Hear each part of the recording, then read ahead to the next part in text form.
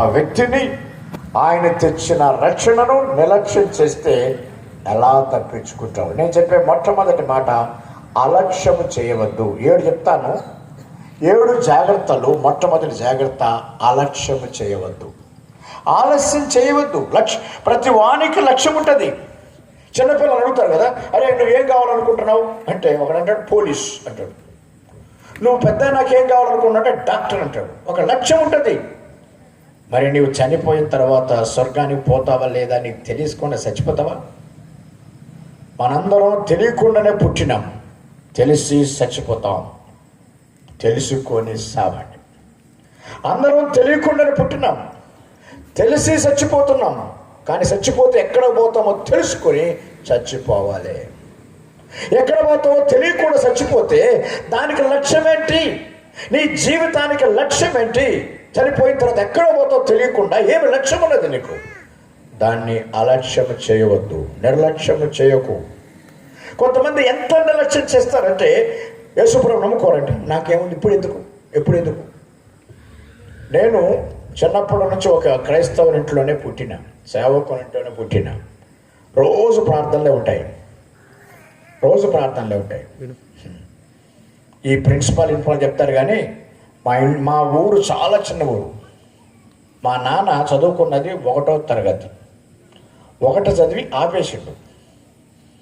మా అమ్మ మా నాన్నకన్నా ఎక్కువ చదువుకుంది, 4 హైయెస్ట్. వీళ్ళిద్దరు కలిసి నన్ను చదివించాలనుకున్నారు, వాళ్ళకన్నా ఎక్కువ. ఎంత?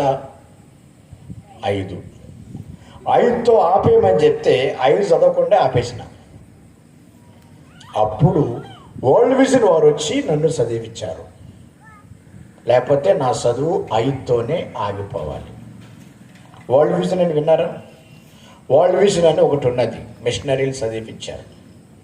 వాళ్ళు చదివించటం వల్ల 6 చదివినా, తర్వాత ఇంటర్ చదివినా, బీటెక్, ఎంటెక్, పిహెచ్డీలు ఎన్ని చేసినా ఇంత చేస్తున్నా. ఇదంతా ఎవరిచ్చింది? ఆ మిషనరీ చదివించింది. అంత చదువుతూ ఒక పక్కన క్రైస్తవునింటిలో పుట్టి, సేవకునింటిలో పుట్టి, ఇంకో పక్కన మిషనరీలు ఇచ్చేసి డబ్బులు తీసుకొని చదువుకుంటూ చాలా భక్తిగా పెరిగిన. భక్తులు ఏం తక్కువ లేదు.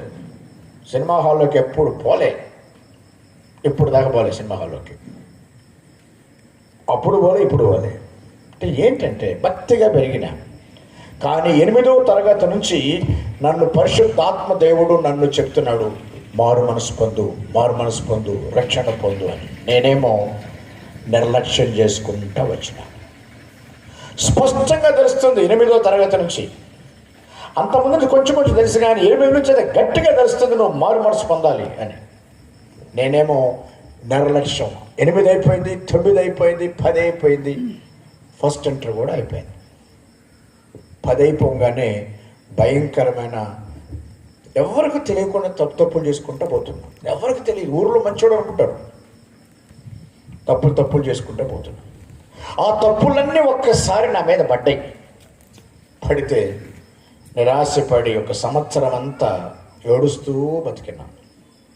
ఓ పక్కన ఏడుపు, ఇంకో పక్కన ఎంసెట్ రాయాలి. ఎంసెట్ తెలుసుగా? ఎంసెట్ అంటే ఏమంటారు? ఇంజనీరింగ్ కావాలంటే ఎంసెట్ రాయాలి. దాన్ని ఆ పరీక్ష రాయలేక నేను పేరు పెట్టిన, ఎంసెట్ అని పెట్టిన. అట్టుంటుంది అది, ఎంత కష్టం. అలాంటి పరిస్థితుల్లో కొట్టుమిట్టాడుతున్నా ఆ టెన్షన్కి నిరాశపడి అది వచ్చి నా మీద పడింది. ఆ పాపం నా మీద పడింది.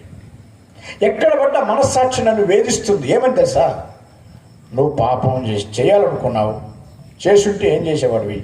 ఊరంతా తెలిసేది. ఊరంతా తెలిస్తే ఏమవుతుంది? సిగ్గుపడి ఆత్మహత్య చేసుకునేవాడివి. ఇప్పుడు సావు. నేనంటాను, నేనెందుకు సావాలి? నేను చేయలేదు కదా. లేదు, చేయాలనుకున్నావు కదా, చేసుంటే చచ్చేవాడివి కదా, ఇప్పుడు సావు. అదేదో నన్ను బాధ పెడతా ఉంది. అది దయ్యమో, అది మనస్సాక్షో, అదేంటో మీరే చెప్పాలి. ఆలోచించేయండి. మీకు కూడా ఇలాంటి సమస్యలే ఉంటాయి.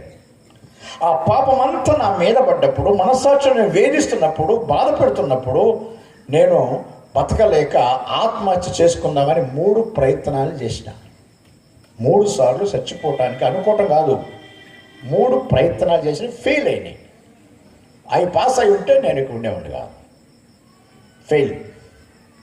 ఇంకా అయినా చెప్తే బాగుండదు, టైం లేదు. అప్పుడు ఒక వాక్యం విన్నా. ఇట్లానే మీటింగ్ పోయినా, ఆయన ఒక వాక్యం చెప్పాడు. అబ్బాయి, నేను అట్లా సీక్రెట్గా కూర్చున్నా, ఎవ్వరు కనపడకుండా, నీ సమస్య ఏంటంటే అని చెప్పిండు. ఆ సమస్య ఆ రోజు నాకు అర్థమైంది.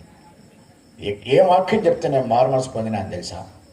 సామెత గ్రంథం 28 అధ్యాయం 13 వచనం చదవండి. ఆ వాక్యము నా సమస్యను తీర్చింది, నా బాధను, అనుమానాన్ని తీర్చింది. ఆ రోజు నేను ఈ సావాలనే భయముతో, నరహత్య అనే మనుషులు చంపుకున్నాను, సూసైడ్ అనే బాధలతో అన్ని విడిచిపెట్టిన. అసలు నా ప్రాబ్లం ఏంది? చదవమ్మా.